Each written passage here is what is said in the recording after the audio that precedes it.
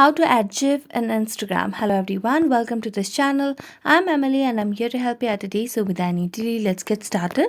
So first of all, launch the Instagram application on your device and make sure that you have logged into your account. Then tap on the plus icon, or you can just swipe it to the right and tap on the story option over here. As tap on story, you can just click a picture over here.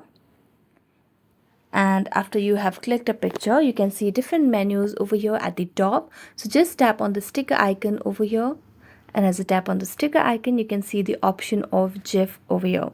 So just tap on the GIF option, and here you can search for any of the GIF that you want to add onto your story. So for example, if I'm gonna select on the heart option over here, I've already tapped on it, and then you just have to tap on your story it on, and it will be now posted. So thank you so much for watching this video. See you next time.